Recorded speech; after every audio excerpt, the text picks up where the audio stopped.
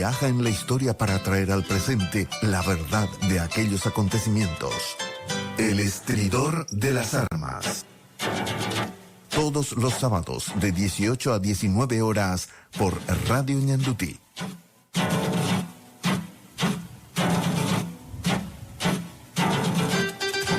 Muy buenas tardes a todos, ¿qué tal? ¿Cómo están? Bienvenidos a este espacio de historia de la 1020 AM Radio Ñandutí, el estridor de las armas. Espero que estén disfrutando de la programación y, por supuesto, vamos a iniciar con este tema histórico que es debatido en el ámbito académico por diferentes miradas.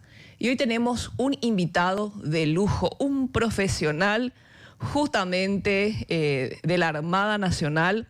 Recibimos a nuestro invitado de lujo, al capitán de navío en honrosa situación de retiro, Francisco Velázquez Gastó. Bienvenido, querido capitán, al estridor de las armas. Muchas gracias, Noelia. Muchas gracias por la invitación y por la oportunidad de compartir contigo tu programa. Muchas gracias, querido capitán, por hacerte de tiempo y por compartir tus conocimientos. Bueno, voy a presentarte. Bueno, quiero decir que el currículum del capitán tiene más de 7 hojas. Estábamos en producción, estábamos viendo cómo vamos a presentar todo esta bomba de conocimientos, ¿verdad? Pero voy a mencionar para que la audiencia vaya conociéndole, ¿verdad? Algunas cosas, ¿verdad? Francisco Velázquez Gastó, capitán de navío retirado, asesor jurídico general de reclutamiento, reserva, movilización de comando de fuerzas militares, asesor jurídico del IAE también desde el 2015 al 2018. Bueno, acá te voy a necesitar ayuda. Dice asesor jurídico de la Parencoy en Puerto Príncipe de Haití. ¿Cómo se pronuncia esto correctamente? Sí, era la compañía paraguaya de ingeniería multirol que fue desplegada en la República de Haití después del terremoto para apoyo a las Naciones Unidas, donde numerosos compatriotas prestaron servicios ahí. Qué interesante, pero estoy saltando así, pero para decirle a grandes rasgos, jefe del Centro de Investigación de Derecho Militar de la Dirección del Servicio de Justicia Militar, juez de instrucción militar del segundo turno de la Suprema Corte de Justicia Militar, asesor jurídico del Comando de Infantería de Marina. Impresionante este currículum, por Dios. Director del primer curso en Derecho Operacional, director del programa de especialización en inteligencia estratégica del IAE. Ejerce las cátedras más importantes en los lugares más importantes del país y a nivel internacional, condecorado, distinguido.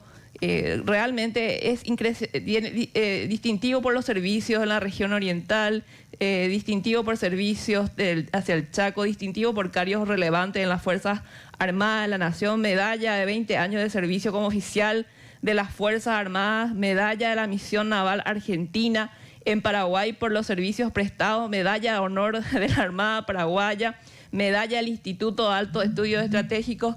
Realmente una envidia sana me causa tu currículum, capitán querido, ¿verdad? Sos una eminencia y realmente es un honor recibirte en el estridor de las armas, porque vos sos realmente un analista militar de lo que es tu arma, ¿verdad? Y justamente por eso te pedí, capitán, si podías enseñarnos sobre esta batalla, porque normalmente todo lo que nosotros solemos escuchar por redes sociales o en conferencias son impartidas por personas que no son marinos, ¿verdad? Que no forman parte, que no tienen esa, vamos a decir, el tecnicismo suficiente, la experiencia suficiente de lo que es ser un miembro de la Armada y hablar con propiedad de lo que es una batalla naval, una de las más grandes desarrolladas en nuestra región, ¿verdad? Sí, primeramente tenemos que considerar, todos conocemos qué es lo que fácticamente pasó en la batalla de Riachuelo, pero creo que escapa el análisis por qué se desarrolló esa batalla, cuál fue el objetivo, el objetivo primario, el objetivo ulterior, qué consecuencias tuvo esa batalla realmente en la guerra en general.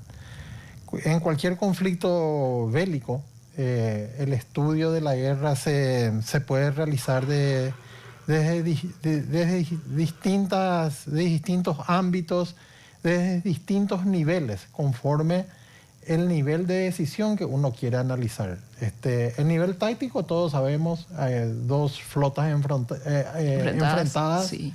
La flota paraguaya compuesta por 3 divisiones, la flota aliada anclada en el Riachuelo. Sabemos los problemas que hubieron, todo normal.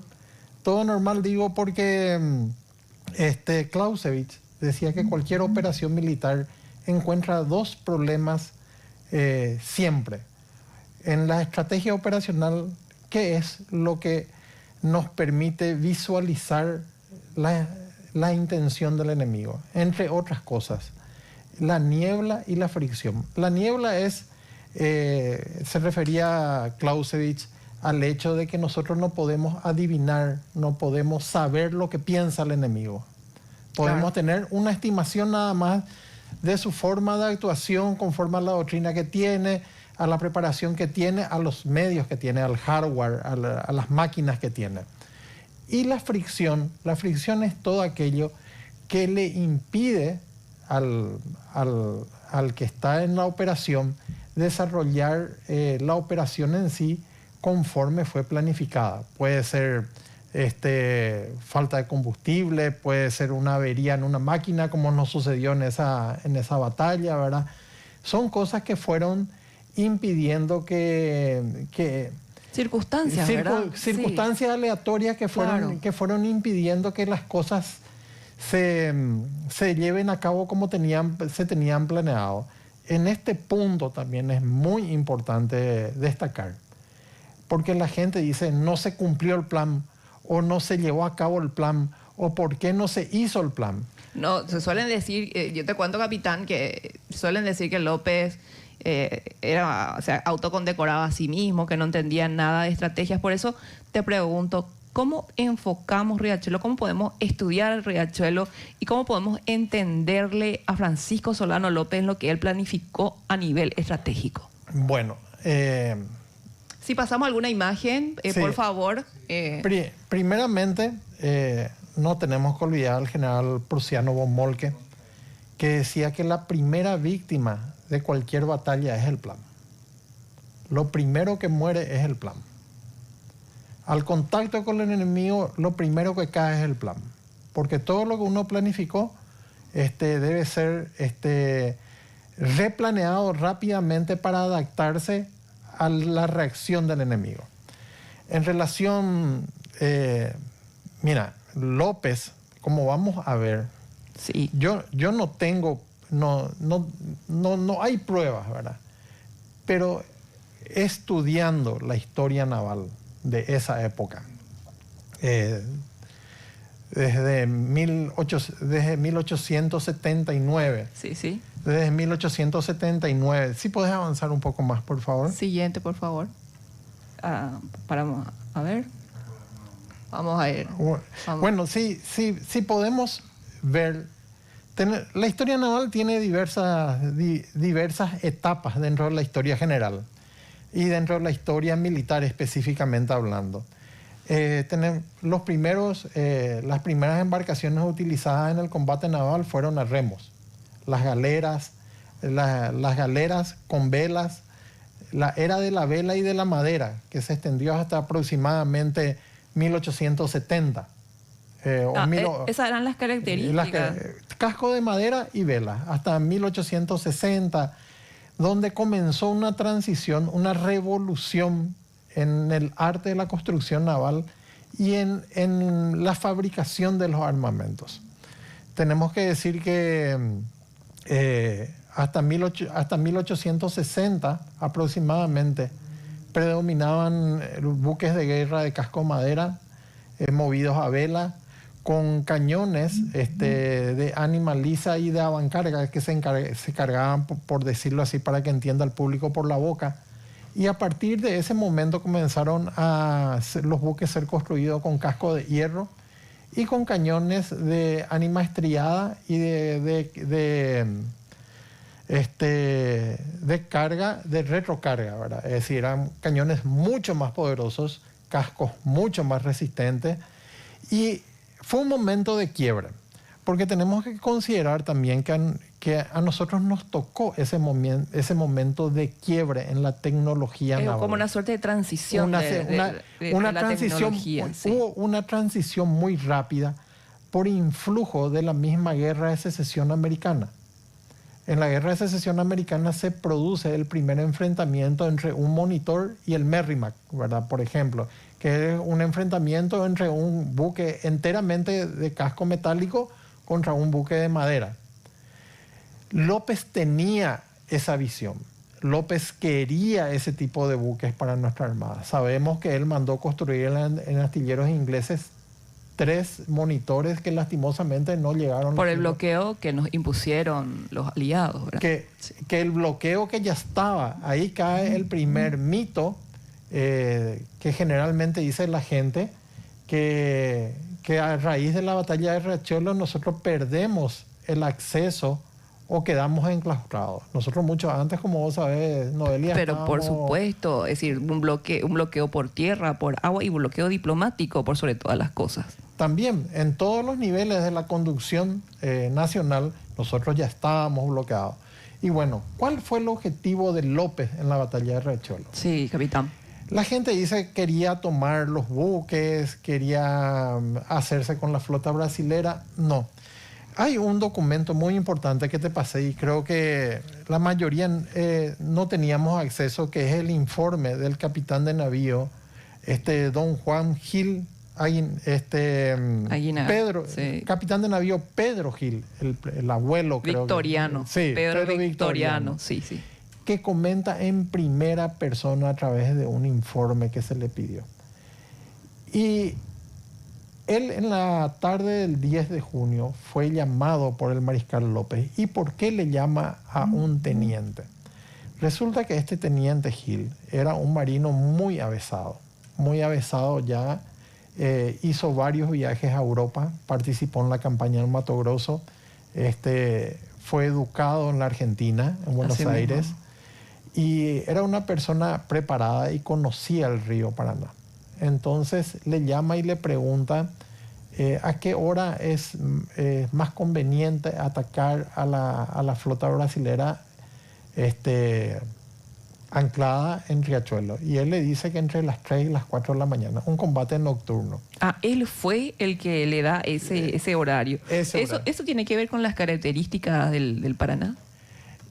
Seguramente que sí, pero yo creo que también tenemos que irnos a 1798. ¿Vamos? A la batalla del río del Nilo o de la bahía de Abuquir. Tenemos aquí, Sí. si podemos ir pasando, vamos a decir alto, le vamos a decir a televisión para que la gente se pueda... Estos son los medios empeñados, todos Sí. conocemos el plan. Bueno, siguiente, vamos a ir pasando, por favor. Otra un poquito más, vamos a adelantar un poco más rápido. Bueno, ahí, acá ¿verdad? tenemos... Aquí, déjanos, Sergio. Gracias. Aquí tenemos el plano de la batalla de Abuquir o batalla del Nilo en las guerras napoleónicas. Es una de las grandes victorias de Horacio Nelson contra la flota francesa. ¿Qué vos ves aquí? ¿Qué te llama la atención de esta distribución que te muestro? Que es muy parecida básicamente a la posición que tenían los enemigos, es decir, los brasileros, ¿verdad? Con su escuadra naval, muy parecida, y el plan, ¿verdad? De lo que finalmente se quiso hacer, por lo menos muy parecido. Vos Sí. me decís la diferencia, capitán. No, pero eso es lo que quería que me digas. Aquí podemos apreciar la posición de los buques franceses anclados en la bahía de Abuquir. Impresionante. Una tarde del 1 de agosto y la aproximación de Horacio Nelson. Horacio Nelson en esa batalla aprovechó que los buques franceses estaban sin tripulación y estaban anclados para proceder a atacarlo y destruir toda la flota. Acá hay una diferencia muy importante también mencionar, que según la doctrina francesa, que que se adecuaba más a nuestra realidad. Porque los ingleses, la doctrina naval inglesa de esa época, de la época nelsoniana, era la destrucción de la flota enemiga. Disculpa, capitán, pero no ser un tema didáctico, ¿verdad? Porque no todos tenemos tu conocimiento, ¿verdad? Es decir, habían dos estrategias en la época, la inglesa y la francesa. Había dos escuelas. Dos escuelas, eso es lo correcto. Dos escuelas en la guerra marítima. Una doctrina francesa y una doctrina inglesa. Los ingleses buscaban destruir la flota enemiga. Como los ingleses tenían una flota... era una potencia naval de la época, no le daba ninguna ambición tomar un buque. Sin embargo, era más rentable para ellos destruir. Sin embargo, los franceses, al ser una potencia típicamente continental, sin el poderío naval, ellos buscaban la captura de los buques. Claro, para incorporarlos, ¿verdad? Para incorporarlos, ¿verdad? Sí, ya. Entonces, evidentemente, en la división otra vez de las armadas, y disculpa que divague un poco, tenemos habían en esa época las grandes armadas oceánicas como la inglesa, las armadas costeras como la francesa, y las pequeñas armadas como la nuestra, como la argentina, como la brasilera, pese a todo, eran pequeñas armadas, ¿verdad? Nosotros lo único que podíamos hacer era atacar al enemigo que estaba en nuestras aguas y tratar de obstaculizar su movimiento. En ese contexto vemos que si por favor podemos irnos un poco más atrás. ¿Querés el mapa de Riachuelo? Un poquito más la atrás. Misión. La ver. misión. Sí. La misión, como tiene el título Misión. Ahí está. Ahí estamos. Un poco, uno menos, por favor. ¿Retrocedemos? Ahí está. Ahí está. Atacar, esto es según Gil, atacar los buques de la flota aliada fondeados en la zona de la desembocadura de Riachuelo, provincia de Corrientes, a fin de incrementar el poder naval paraguayo. Y eso no, porque normalmente suelen decir que esto es una suerte de locura de López. Es decir, cómo López pretendía con barcos tuneados o buques tuneados, embarcaciones tuneadas de madera, tomar acorazados, ¿verdad? Porque la misión era atacar. En toda batalla naval, el objetivo real está en tierra. Discúlpame. ¿Cómo Sí. es eso, capitán? La batalla naval no es el objetivo en sí mismo. ¿Por qué uno ataca una flota? Para impedir que fuerzas desembarquen, para impedir que esa flota interrumpa las líneas logísticas propias. El río Paraguay era Sí, vital para nosotros. Sí, ¿verdad? el aprovisionamiento de corrientes desde Asunción, para impedir que los brasileros se hagan fuertes o construyan una fortaleza en la orilla contraria. Por eso era esencial que esa flota sea atacada. Y si se podía tomar buques, mejor. Mejor, claro, mejor. claramente. Tenemos que recordar que nuestra artillería estaba también en una de las riberas del... Brugués estaba en una de las riberas para apoyar el desarrollo de la batalla. Eso fue magnífico. Sí, fue una cosa... Fue increíble, ¿verdad? Pues, es como que tratar de... Como yo siempre te digo, Noelia, el problema de la historia de la guerra de la Triple Alianza radica principalmente que nosotros consumimos la historia oficial de los aliados, más o menos en un sincretismo con nuestra historia. Nosotros creemos que Riachuelo nosotros perdimos. En toda batalla naval hay pérdidas y las pérdidas hay que aceptarlas. Claro. No podemos... Pero normalmente dice que fue bochornoso la pérdida de Paraguay. Eso es lo que más consume la gente, capitán. Mira, el desenlace de la batalla, ¿cuál fue? La retirada de la flota imperial a Goya. Pero por meses inactivo. Paraguay siguió operando lo que podríamos considerar como nuestras aguas jurisdiccionales o con nuestras aguas metropolitanas con total libertad de acción. Las tropas fueron reabastecidas, fueron apoyadas y cuando fue el momento de replegarse, se replegaron sin ninguna oposición. eso te da cuenta del resultado real de la batalla. No, pero a mí me llama la atención que no solamente, imagínate la importancia de lo que decís, capitán, pero también los muchachos, como decimos, se fueron a sacar el casco del Paraguarí, se fueron a sacar armas del lugar. ¿Qué pasó ahí? Dije, ¿qué pasó con la flota imperial? Es que, como te digo, nosotros estamos muy acostumbrados a conseguir, a leer la Thompson. Ay, pero ¿quién le puede leer a Thompson, verdad? Bueno, hay mucha gente que le lee a Thompson. O leer a otra gente que... Un tema que siempre se discute en el tema de Riachuelo a nivel muy táctico, muy técnico, es el remolque de las barcazas. Y otra cuestión que yo veo en el análisis de todas las operaciones de la guerra de la Triple Alianza, y especialmente las operaciones navales, es que la gente quiere hacer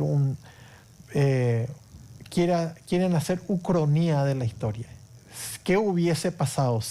Eso no se hace con la historia, porque hay mucha especulación. Sí, mucha especulación. No es ciencia entrar al ámbito de la especulación. Y el uso de las famosas chatas remolcadas o lo de los lanchones, la Armada Francesa tenía mucha práctica en su uso durante las operaciones napoleónicas. ¿Podés hablarnos de eso? Porque normalmente la gente dice, López estaba tan loco, ¿cómo va a llevar chata? Decía la gente, ¿verdad? ¿Cómo va a llevar y pretender atacar a Acorazado con chata, ¿verdad? Es decir, esto es una ignorancia de lo que es la concepción de la estrategia naval. Porque por vos me estás hablando de Francia, capitán. Sí, mira, Hugh Wayne, en un libro que se llama Tácticas de Flota y de Combate Costero, habla de las 6 piedras fundamentales, o las 6 piedras fundamentales de la táctica naval, o del combate naval. Y él establece bien claro es que uno tiene que luchar con lo que tiene. Uno tiene que pelear con lo que tiene. Uno tiene que adecuarse a los materiales que tiene. Porque si vamos a entrar en esa disquisición de que muchos podrían haber dicho... 400 toneladas frente a 1500, sí. Una locura. No, vayamos a Bukir, en el tema de Nelson. Nelson podía haber ganado o perdido. Nelson tenía una fuerza inferior a la flota francesa, pero se arriesgó, tomó la decisión y ejecutó la operación. También es cierto de lo que tenemos que decir, y lo que nadie dice, que la victoria tiene muchos padres, pero la derrota es huérfana. Sin embargo, aclaro que yo no considero que Riachuelo haya sido una derrota paraguaya. Desde el mismo punto de vista de que nosotros seguimos operando en esas aguas. Nuestra marina siguió navegando en esas aguas. Y la flota aliada se retiró de esas aguas. Nosotros, antes de la batalla, ya no teníamos acceso al Río de la Plata ni al Atlántico. Totalmente, no teníamos no teníamos. Es decir, no se puede poner eso como una consecuencia de Riachuelo, porque eso fue anterior a Riachuelo, sí. ese corte de esos accesos, ¿verdad? Y las pérdidas navales, queremos contar por número de buques, pero lo que tenemos que ver es por tonelaje dañado. Exacto. Y el tonelaje que perdieron los aliados, las armas que perdieron los aliados superan... Y la falta de acción por parte de militares altamente capacitados, porque estamos hablando de un almirante, como el caso de Barroso, ¿verdad?, que no tuvo, vamos a decir, forma de reaccionar, forma de dirigir, que delegó su almirantazgo a un vaqueano de Río Correntino, porque el tipo no sabía qué hacer en la situación. Porque todo el mundo dice, pero se perdió el factor sorpresa y se debieron quedar nomás ahí. Pero ¿cómo se van a quedar si la inteligencia aliada le iba a notar en menos de horas que estaban ahí, iban a accionar absolutamente toda su defensa? Yo por favor, capitán. te voy a dar el título la posición que se ganó en la historia naval este señor. Francisco Barroso da Silva. ¿Quieres avanzar, por favor? Hasta casi la última, para que vean. Él se ganó Siguiente. para la posteridad. Siguiente, por favor. Vamos a avanzar. Acá, aquí. Acá. Aquí. Geoffrey Reagan, le asigna un lugar privilegiado en el libro Guinness de los desatinos navales. ¿A Barroso? A Barroso. Hoy figura entre los comandantes navales más ineptos de la historia y su nombre está plasmado en el libro Guinness de los desatinos navales. Pero yo creo que los señores, vamos a decir, marinos, componentes de la Armada del Brasil, tienen que manejar este dato. Es público, ¿verdad? Y no dice el capitán Velázquez, no dice un... No, Elia Quintana, ojo, no lo digo yo tampoco, ¿verdad? Así. Ahí está el libro, es del Instituto de Publicaciones Navales de la Argentina, fue traducido. Geoffrey Reagan. Sí. Desatinos navales. Y Barroso con Riachuelo está ahí. acá. Está Imagínense. Ahí. No está López, ¿verdad? No, por supuesto que no. Bueno, ahí está. López 1, Barroso 0. Ni Pedro Ignacio Mesa, ¿verdad? Tampoco está en otro Comodoro, ¿verdad? Bueno, ahí está. Que me contaste que hay gente que dice que estaba... Ebrio. ¿Por qué dice la gente? Bueno, yo entiendo, bueno, los dimes y diretes en la historia, ¿verdad? Normalmente uno tiene que ceñirse a la fuente, ¿verdad? Centurión no dice que estaba ebrio. ¿Cómo va a estar ebrio, verdad? Decinos, capitán, ¿por qué el alcohol y la marina? Bueno, antes que nada, no hay prueba de que haya estado ebrio. Vamos a aclarar eso. Vamos a aclarar, a la audiencia. vamos a partir de esa base. Sin embargo, la guerra es un acto violento muy cruel. Totalmente. Decir que alguien no tiene miedo de entrar en combate va a ser una mentira. Es decir, los superhéroes no existen, ¿verdad? No existen. El ser humano tiene miedo. La diferencia entre el cobarde y el valiente es el valiente domina su miedo y cumple su misión.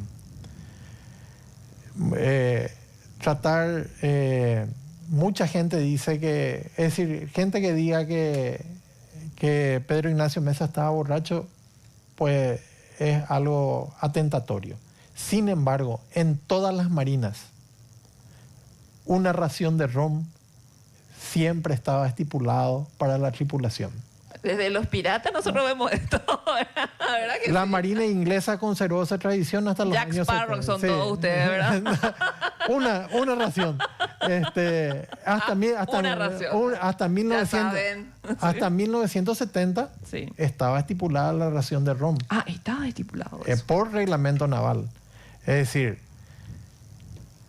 no sería ajeno a que se haya distribuido una ración de ron. Claro, pero de ahí a llegar a la ebriedad, como suelen decir, sí. para tallar en contra del Comodoro paraguayo, creo que es No, yo creo que algo inapropiado. que un combate, no, también hay que señalar que un combate naval es algo mucho más violento y que produce mucho estrés. Y muchas veces a las personas que no están acostumbradas a vivir ese tipo de situaciones, le parecería extraño ver cómo se comportan los combatientes en esos momentos, ¿verdad? A lo mejor estaba dando órdenes, a lo mejor estaba eufórico. Somos presas del momento y cada quien lo maneja como puede. Claro, pero sí. definitivamente no estaba borracho. No podés estar, ¿verdad? Cuando tenés acorazado por Sí. todos lados y gente que te está atacando justamente para... Mira, básicamente el plan era un plan sencillo. Eso era sencillo. Era bajar sigilosamente con los motores apagados, amparados por la oscuridad, que lastimosamente no se logró, y acorralar a los buques en sus apostaderos. Hasta ahí, capitán, ¿verdad?